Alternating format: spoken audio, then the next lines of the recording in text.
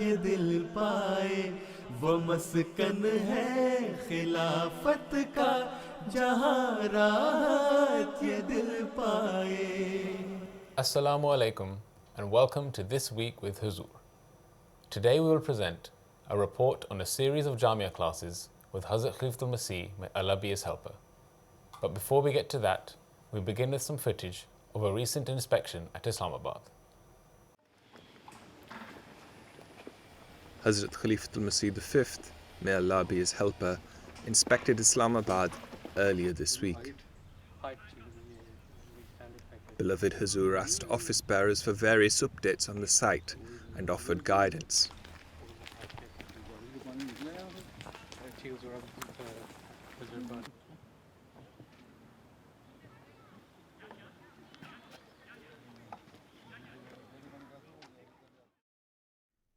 However, this week's main story regards the graduating class of Jamia UK.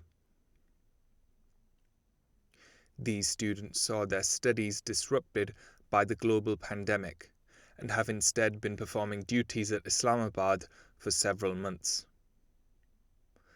2 weeks ago, they were invited by beloved Huzoor for what became the first in a series of private lessons. So the first thing I realized was how well Khalifatul Masih knows each and every single one of us.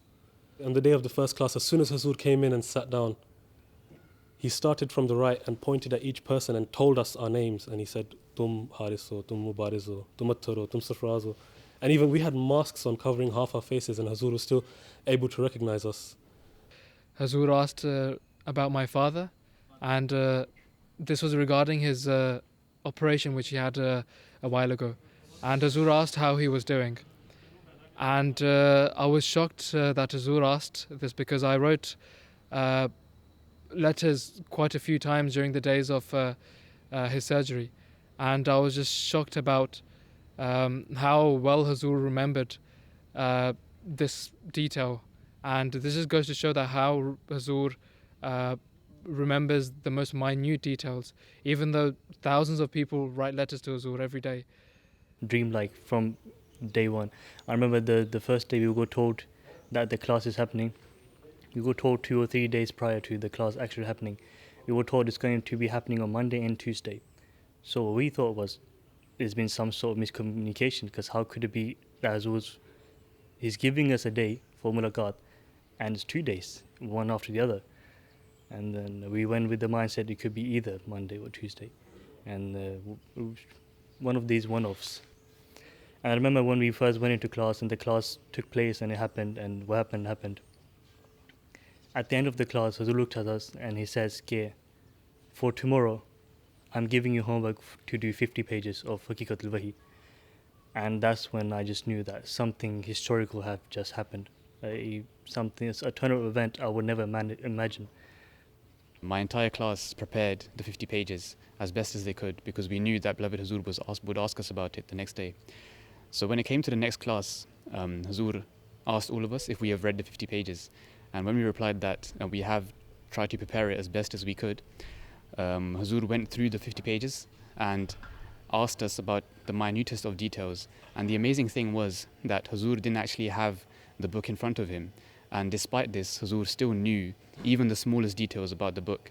And it felt as though Huzoor actually had the book in front of him, but he didn't. And the amazing thing was that for us, it felt as though Huzoor was our teacher and he was teaching us. And it felt as though we were sitting in a classroom. And this is something which we have never experienced before, and it's something which I would cherish forever. And whilst reading the book, we came across a chapter where Huzoor alayhi salam wrote regarding how he healed people with his prayers.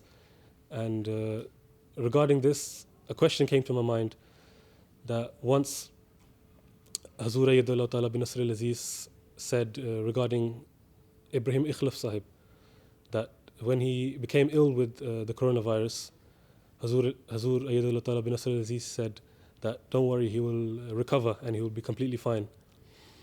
And this was at a time when Ibrahim Ikhlaf Sahib was completely ill and we were receiving messages that he's in a very serious condition. So I just was curious. I asked Huzoor how he was so certain and how did he have so much conviction that he would recover. And he said that sometimes when I pray, God puts a certain conviction in my heart that this person will be okay. And I say, and sometimes when I say something, God blesses my words in a way that whatever I've said, that comes to be. And he also said that sometimes when people MDs write to me for prayers asking that such and such relative is ill or in serious condition, Huzoor said mujhe wo tasalli nahi hoti, that I'm not satisfied, and I also pray for them, and I write back, Ki Allah Ta'ala rahm kare, may Allah have mercy. So he said this is, so it happens with prayer sometimes, you receive that conviction. And he said that other MDs as well have this as well, and he said you guys should also, in your prayers, you should have this feeling of conviction sometimes. At one point in this class, the word Ashab Sufa came up, and then it was ilham of Hazrat Masih alayhi salam, where it said that the Prophet Messiah alayhi salam will be granted the same Ashab Sufa as the Holy Prophet sallallahu alayhi wasallam. So we asked Huzoor, who were these Ashab Sufa, and what is meant by this ilham of Hazrat Masih alayhi salam. To this, Huzoor said, Ashab Sufa are the people that surrounded Hazrat Masih at the time, and the people that surround Khalifa Waqt at this time. Huzoor said that every waqf, you guys, Murabbiyan, every waqf zindagi, you're all Ashab Sufa, because you're always at the doorstep of Khilafat, ready to sacrifice your life's time, wealth, honor for his sake. One of the questions I had for Huzoor was, Huzoor, how would an individual overcome frustration and anger, especially with the workload and any pressures that a murabbi has? And Huzoor Anwar replied that a murabbi, first and foremost, should not have any anger or any frustration.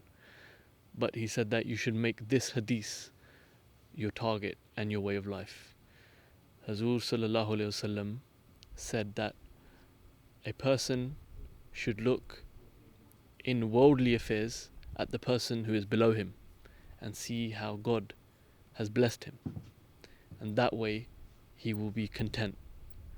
So Huzoor's main message was that if you stay content and if you believe that truly you have been blessed and God is always blessing you, there is no way that frustration can creep into your thoughts, and that way you will always count your blessings rather than be frustrated upon the things which you do not have.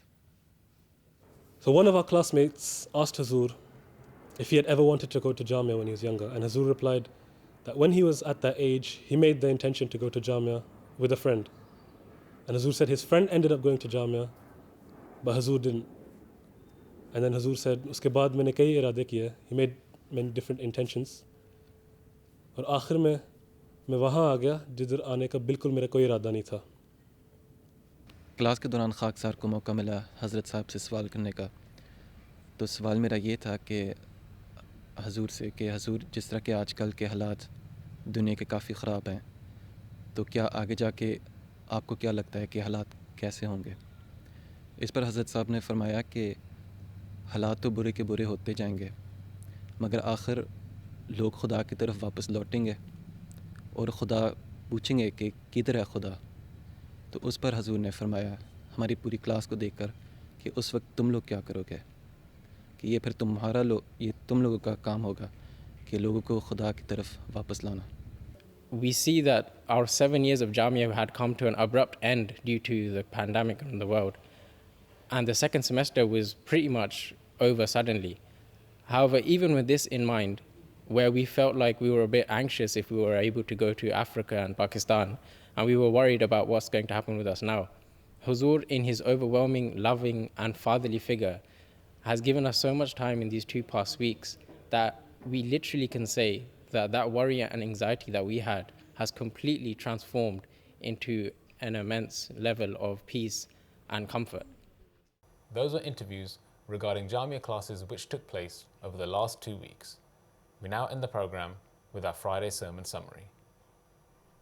Hazrat Amirul Mumineen continued his series of sermons on the companions of the Holy Prophet sallallahu alaihi wasallam. This week, He spoke extensively on Hazrat Bilal radhiyallahu ta'ala anhu and outlined numerous incidents from his life.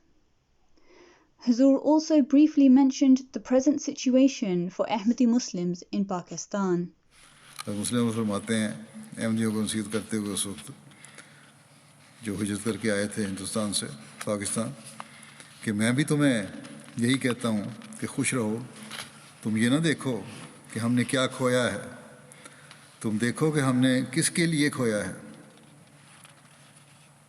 اگر تم نے جو کھویا وہ خدا تعالیٰ کے لیے اور اسلام کی ترقی کے لیے کھویا ہے تو تم خوش رہو اور کسی موقع پر بھی اپنی کمریں خم نہ ہونے دو.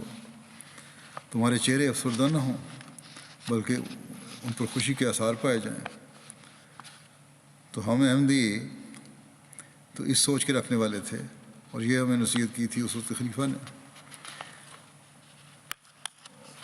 کہ ہماری ہجرت اللہ تعالیٰ کی خاطر اور اسلام کی خدمت کے لیے ہے.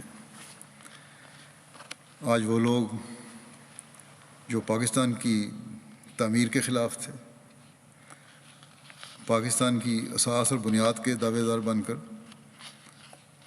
اپنے جھوٹ اور فریب سے احمدیوں کو اس ملک کے بنیادی شہری حقوق سے محروم کر رہے ہیں, جس کی خاطر سب سے زیادہ قربانیاں احمدیوں نے دیں. جس دین کی برتری اور خدمت کے لیے ہم نے ہجرت کی, پاکستان کی پارلیمنٹ نے اپنے سیاسی مقاصد کی خاطر اس دین کا نام لینے پر بھی ہم پر پابندی لگا دی. ہمیں بہرحال ان کی کسی سند کی ضرورت نہیں ہے, لیکن ہمیں افسوس اس بات پر ضرور ہوتا ہے کہ ان نام نہاد ملک کے ٹھیکیداروں نے احمدیوں پر یہ ظلم کر کے صرف احمدیوں پر ظلم نہیں کیا بلکہ پاکستان پر ظلم کیا ہے اور کر رہے ہیں, اور دنیا میں ملک کی بدنامی کا باعث بن رہے ہیں, اس کی ترقی میں روک بن رہے ہیں. اگر یہ لوگ نہ ہوں تو ملک کی ترقی کر کے کہیں کا کہیں پہنچ چکا ہو. جو ملک کو کھا رہے ہیں, دیمک کی طرح چاٹ رہے ہیں,